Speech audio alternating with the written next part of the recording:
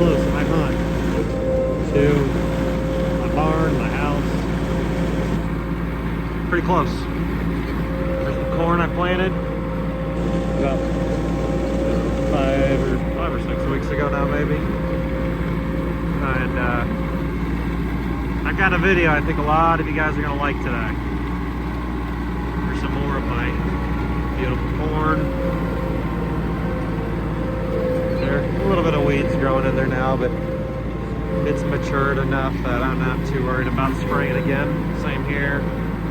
It's looking good. This is gonna grow up and I'm gonna use it as a screen and for food. But once the season's about to open, I'm gonna pick the cobs off of this stuff that's really close to the trail and then just pitch it back there for the deer. There's another huge swath of corn planted down the middle of the property, and then it's interconnected between this spot, and there's another trail that goes all the way down there, and another big path of corn that goes straight through there, and it breaks the property up, which will multiple distinguished areas to break up the movement of the deer and the visibility. Let's get into it. Okay guys, it has been a while since I've been on here. I feel like I say that every time I get on here because it's always so long in between videos. Someday I'll be able to change that, hopefully. But shooting tower, I might have showed that in a video already before. This is supposed to be clover growing in here, but it's not doing too hot. The seed, you know, there's some, but the seed isn't. I planted it this spring, and it's mostly just grass, but sometimes it's that second spring when it really kicks in strong. But we're gonna go over a food plot method that I think a lot of you guys would really like. Now, even if you don't have a tractor tiller, maybe you've got a manual, like a hand, you know, hold on to it and hope it doesn't run away on you type of tiller, like a walk behind. There's all different ways you can do it. However you decide to do it or figure it out, if it works, it works. But I'm just going to show you how I do it, and if you can find ways to apply that to your application, perfect. But I'm going to give you a small property tour, and then I'm going to go over what exactly that is. So this is clover planted through here. It's actually doing a lot better than the other stuff. You can see all the new clover growing up through here. I just seeded this. I just literally mowed the grass down to the dirt. This was all like this type of stuff. This area, okay, all this with the clover starting to sprout, it looked like this and this about 6 months ago. So I mowed this down to the dirt, planted clover in here, just simply mowed it as low as I could, broadcasted it out. Very late winter, early spring when it was still freezing and thawing. And as you can see, it is shooting up all over through. So it can work. Obviously not the best seed bed, but it does work. Here is a big path of corn. This used to be our access previously. We would just walk right down this big wide open trail, walk up into our shooting tower, and this was just open out to, sometimes we'd have feed out there, we'd have standing corn right here, a little bit of standing corn right here, and it did great. But access was not concealed, which will be changed this year. So this is access that will be totally hidden. Big wall of corn, which is also going to be wedged between that big wall of corn, and if you go over further, there's another big wall of corn. We're trying to make pockets of bedding cover in the property, but this is mostly for screening. So we relocated our access. I'm gonna walk through here without stepping on any, but look how tall this is. This stuff is like waist high, and it is June 9th when I'm recording this, so doing very well. But right here is our new shooting tower from last season. So the goal is going to be, this is all going to get up, you know, 7-8 feet tall. It's about 6 feet to the bottom here, where the deer can visibly see you access. I left a bunch of brush in front to also help with growing a more permanent, longer term screen coming in, and these briars are already getting really tall. Last year they were about half as tall. This year they're getting pretty, some of the taller ones are about 7 feet. So it's going to get nice and thick. And then there's a food plot there, which we're going to get to that, but the whole platform of this thing is surrounded in corn, and it will conceal the access to the platform here. If you back up, there's our new access trail. And the goal is going to be that this access which snakes all the way down through here and it goes down to our barn. It will help with being able to conceal our access getting to the shooting tower, and then with all the corn planted at the base and around it is going to help with visually, you know, keeping deer from being able to spot us early in the mornings when it's not quite light out, or in the evenings if there are potentially deer already, you know, 30 yards away. They're over in those beans or corn. The hopes are that they do not, you know, see us and spook. And now with this, what I'm going to actually do is, as soon as this produces actual ears, it's not a very big area here, we're talking a pretty small area around this shooter shack, I'm going to be picking the ears, leaving the stalks but picking the ears. Okay, just going to be doing that. There's a lot of other screen methods that don't have any food mixed in, because you don't necessarily want food mixed in. But if you're short on time and you have corn seed and you don't have anything else, or you can't find anything else that grows as good for the screen, in my personal opinion, having a very healthy screen for your visual effect to hide your access is more important than having a screen that has no food in it, but it doesn't grow good, or you can't get a hold of it because it's sold out wherever you got to get your seed or whatever. But that's going to do good. It'll put the effect that we need, access over that way. And then if you saw my other corn on my way, and I don't know if you can hear me over the little tractor here, but we do have corn growing in multiple other areas, all specifically to work as food, but also to break up the shape and the feel of the property, give the property more depth, give the property more bedding cover. Not that the corn itself will be the bedding cover, but I'm using the corn as dividers to make long linear style trails slash food sources of corn, but I'm doing it and connecting it to other pieces to try to break up the shape of the property to provide more small pockets of bedding. And I'm doing these so that there's like 1/4 to 1/2 acre size pockets that are just like totally concealed off to themselves, that are completely surrounded by corn. Not super tight pockets that are too small to where the deer feel like they're cornered, but big enough to where like a couple of deer could bed within those pockets. But if they stand up to browse around within there, like this one here, there's a food plot here, I'll go over this in a second, but then it connects right here and it goes all the way around where this tree is going to be concealed off. All these little briar pockets and small shrubs and stuff like that, they're all going to be closed off to themselves, surrounded in an ocean of corn. And there's like 4 pockets just like that throughout the property now that are completely surrounded in corn. And the corn's doing great on most of the property. And it's going to hopefully allow this property to hold more deer. Last year we did corn in just a little bit of this location, like where it's dirt right now, because there was so much corn that when I bush hogged it down, even though it sat for a few weeks, and then I tilled it and mowed it, I mowed it and then tilled it again, the kernels grew back with the actual Roundup Ready corn that I had planted. So there was way too much corn.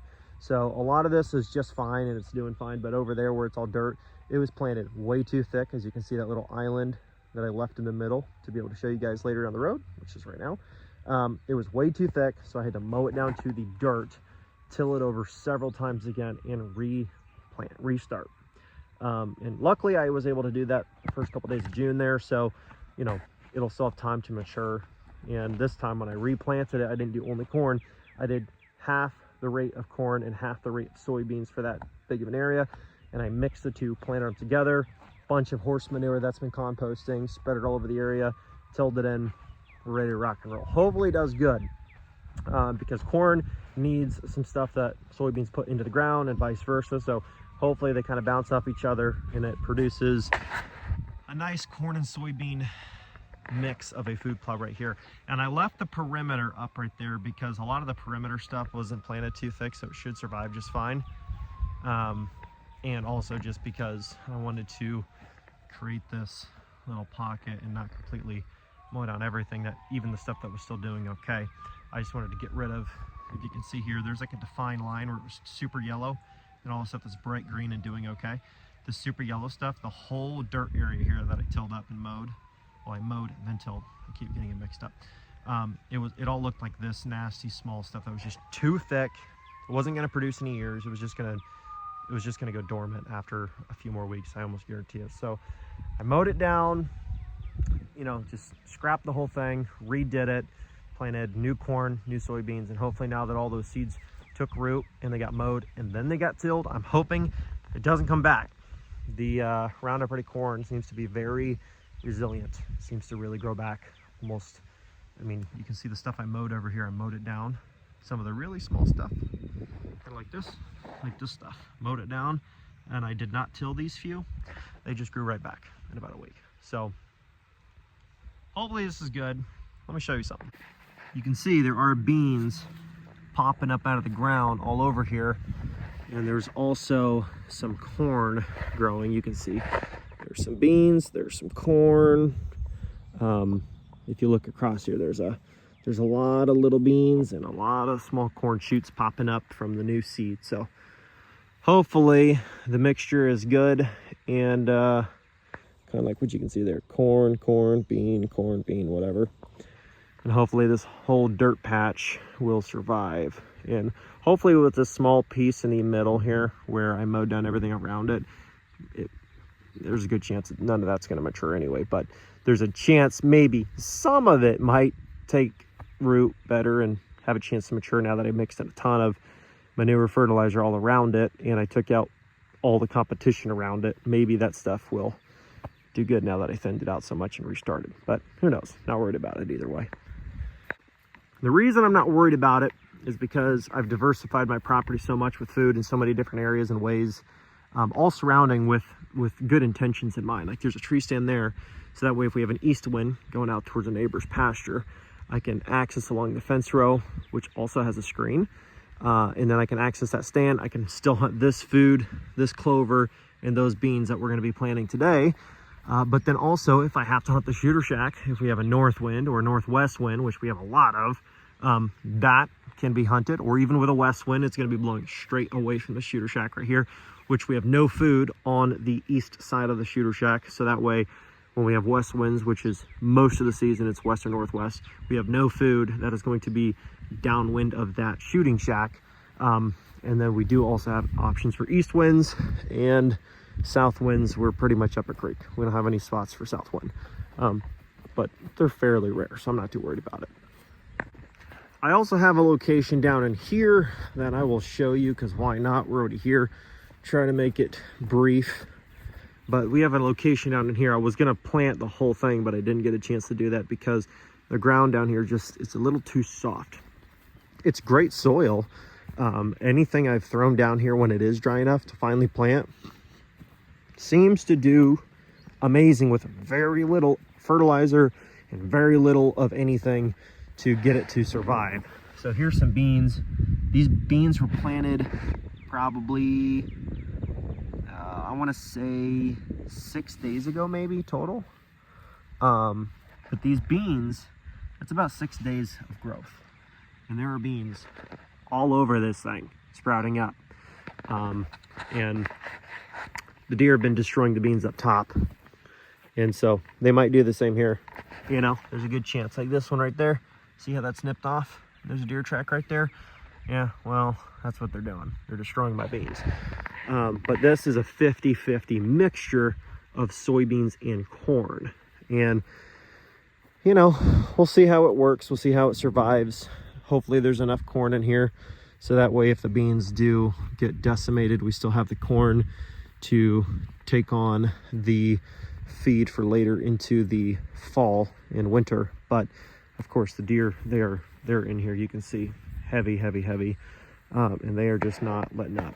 But this is about 6 days ago, 6 or 7 days ago, when we planted these. This is the growth so far. So good 1 to 3 inch tall shoots pretty much all over this plot, and hopefully we have a very high survival rate and we don't have any issues. But I did it a half and half rate of soybean and corn, just in case, of course, it gets destroyed. But we have that tree stand right up there for those east winds, and we don't get very many, but when we do, you better believe we're going to be in that tree and we're going to have options to kill some deer. And the key of that is to make sure the property is diversified. If it's not diversified, you're not going to hold deer very long. which is fine, but I personally like to hold those deer as long as I can. But as you can see, I don't have too much green food. Most of it's grain or clover. I got little, I mean, these are like super small clover plots. I'm not doing a high percentage of that stuff, just some stuff for them to, you know, transition to later in the year when they want the green going into grain. At least I have both, so I can give them what they need for that time of the year. But most of what I'm doing is corn, and I'm gonna have some late season food planted in addition to that corn, like some green late season food like turnip brassica mix. But we're going to be transferring this because this was supposed to all be soybean, and I wanted it to be an early season dynamite spot, and the deer are still getting in. This is, all these wires are hot and they're still getting in. I've touched them, trust me, they're on, and they're still getting in. And when the deer can't get in because they get a little zap on their nose and they touch it and they back up, the groundhogs are destroying it. They're just getting in here like crazy and they're mowing it down. Every time I come back here, I shoot a groundhog, and every time I come back here, there's still more freaking groundhogs. So we've just got a major groundhog crisis here, and there's like almost no way to keep them out, except I might have finally found somewhat of a solution, at least a fairly good solution, and I'm going to try my hardest to make sure we have beans for that early season. Like, for example, I have an access trail to come out here to take care of this food plot area. Well, any branches, I do not want deer making mock scrapes on along our access. All of our access trail, all the mock scrapes are cut off. And even on these trees and these branches here, cut off the branches I don't want, leave the branches that I do want for mock scrapes. Same with there. I cut off the branches really high that are too far out of bow range, and then these ones here that are at 25 yards, I left those ones hanging. Anything that was out of bow range or on an access trail, cut them off. I don't want I don't want mock scrapes on my access, and I don't want the deer making scrapes on my access. And I don't want them making them in areas where it's going to be very hard for me to kill them. And I'm only talking about within the vicinity of where I'm actually hunting. Like areas where I know these deer are going to try to make scrapes, I don't want them doing it. If I can't kill them, I'm not going to have them. Like this beautiful location for mock scrape, and these deer are naturally just going to come in here and hammer this 18 yards from the shooting tower, right out of the archery window. Same with these here. These are perfect, and the deer are they are hitting these. You can see all the nipped off ends there. Even look here, see how this is all chewed up. This is year-round stuff. Over here, there's just a couple, but on that far side, I cut them all off. On the far side over there, cut them off. Over there, I did not cut them off because that's still only within like 35-ish yards right there to that tree. So I have a couple there, but anything I didn't want, I cut off. And then that's also within 35 yards of that tree stand right there. But just all the small details is what makes everything come together. The buck that my wife killed, she killed it over a mock scrape that didn't exist the year before. I cut off all the ones on that trail that we did not want him using, and I only left 2 mock scrapes available. One was at 25 yards of that tree stand, one was at 15, and he chose the 15-yard one, and he got smoked. So when it comes to your property, you do have more manipulating control over it than you probably think. It's just all in the small details. Adequate food, adequate cover, diversifying the food and cover so that they can work together to create you more of both. Cutting off mock scrapes where you know a buck's going to go downwind and bust you, or he's going to walk on your scent trail and get you.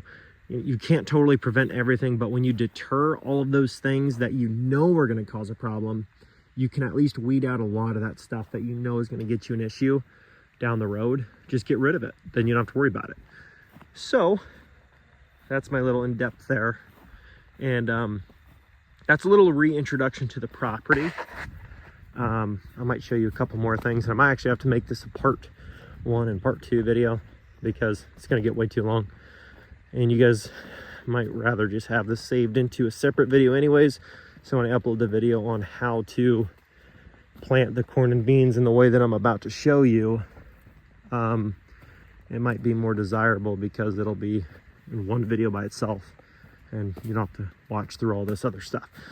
But corn here, this is also used for a screen to hide my access for accessing this tree stand right over here. And then I have a little break in the corn because there's too many roots there. And I planted more corn all along here. So that wall connects all the way down. There's a whole row of corn access down here.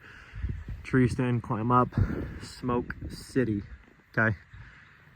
Just like that, it's that easy. Okay, so, and even all this, I mean, I planted beans, I planted corn, I sprayed it twice now because I sprayed it and then the deer saw the beans. Now that all the grass was dead, then they smoked the beans, and then the beans got about 4 inches tall again, and then the grass got too tall again, so I sprayed it again, killed the grass again, then they smoked the beans freaking again.